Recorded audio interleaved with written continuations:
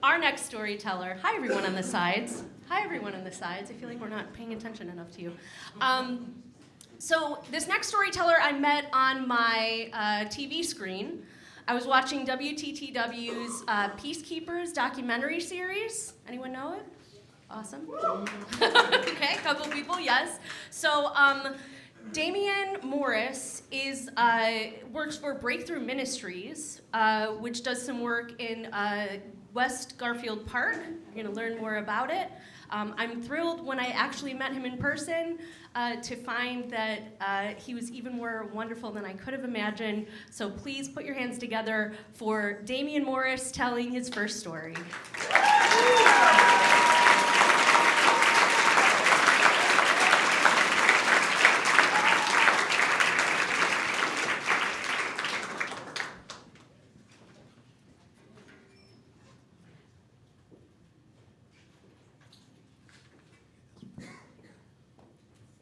I, Damien Morris.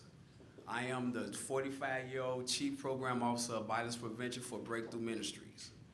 Breakthrough Ministries is a nonprofit organization located on the west side of Chicago and serves the Garfield Park community. I also stand before you as the first formerly incarcerated staff member to join the organization, which means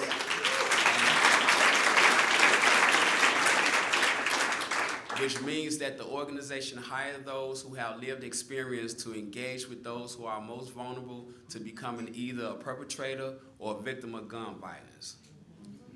But let me take you back to 17-year-old me and how my lived experience and what I went through made me who I am today. Growing up in a predominantly female household, education and respect for women were instilled in me. But let me tell you this, curiosity played a part in my lived experience and what I went through. See, even though I had a good household, education was instilled in me, I was curious about the street. And so on New Year's Eve, 1998, I was wakened by my sister, my youngest sister at the time, who informed me that my mother wanted to speak with me. As I gathered myself together and I made my way downstairs, I could hear my mother clearly and with conviction in her voice saying, "Oh no, not my son. You may have the wrong boy. My son would never be involved in something like that." When I entered the living room, there stood my mother, my grandmother, and two detectives. As I tried to reassure my mother everything would be okay, as soon as they get through questioning me, I'll return back home. Well, guess what? After hours of interrogation, the detective told me to sit tight, and then he came back an hour later. "Mr. Morris, you have the right to remain silent. You are being charged as an accessory to murder and armed robbery." On January the 1st, 1998, as I stood in the courtroom, and as I hear the state's attorney rattle off the charges, she then followed up with a life sentence offer. I heard my mother gasp behind me, but it took everything in me to not turn around, to stay focused on the judge, because I could not face the reaction of my family, let alone my mother.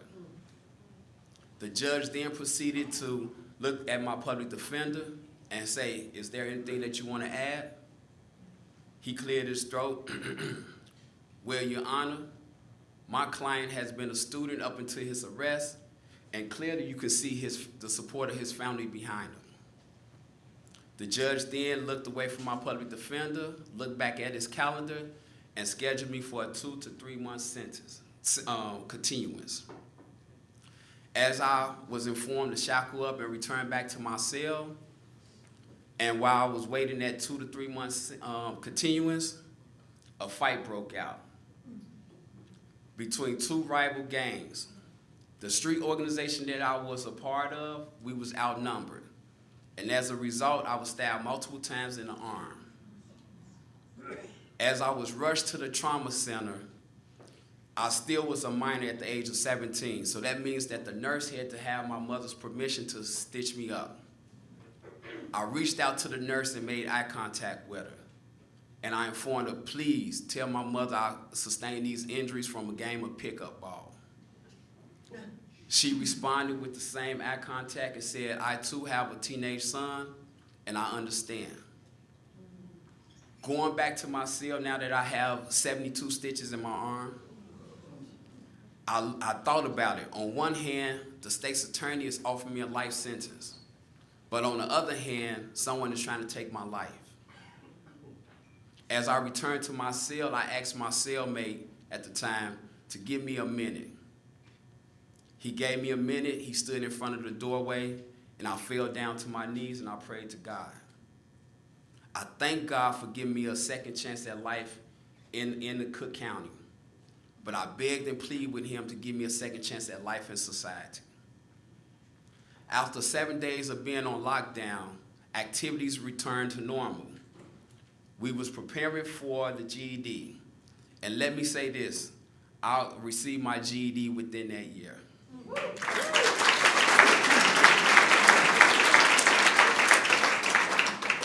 I never knew that the accomplishment meant more to my teacher than myself. As she presented me with the certificate in front of everybody, it also inspired my would-be rivals, right, and my rivals to get their GED as well.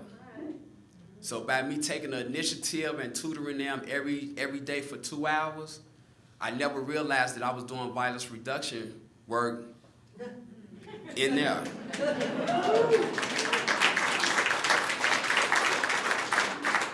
That same year, they declared me to be the voice of the gallery, meaning that if there was any conditions that we was faced with, I would file grievances to contest those conditions, so I was the go-to person. That same year, we reduced 50 fights, which means that someone either were almost stabbed to death or beaten to death, and reduced those fights, those incidents to 15.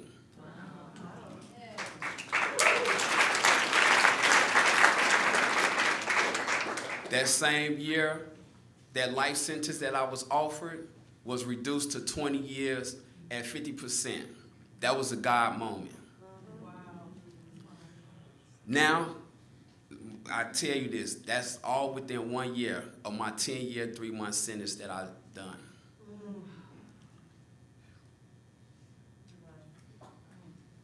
April 1st, 2008, yes, April Fool's Day, right? I was on that Greyhound bus coming back to the city of Chicago. As I sat next to a gentleman who was in and out of the penal institution, after he discovered that I spent 10 years and 3 months of my life, he told me, man, you know, with that amount of time, the only thing that you're destined for is to work at a fast food restaurant.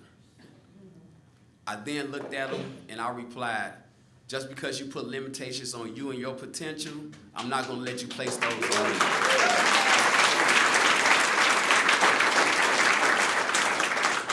And so now I must say that now I'm an Emmy Award winner for the WTTW Peacekeepers.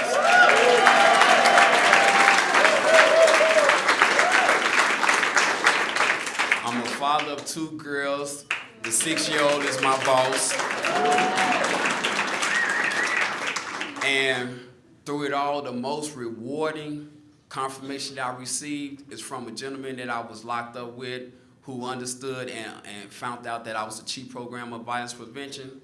He told me, hey, I'm not surprised at where you are because it's always been in you. And so I would like to leave you all with 2 Chronicles 15 chapter 7 verse, which says, but as for you, be strong. Do not give up, for your work will be rewarded. Thank you.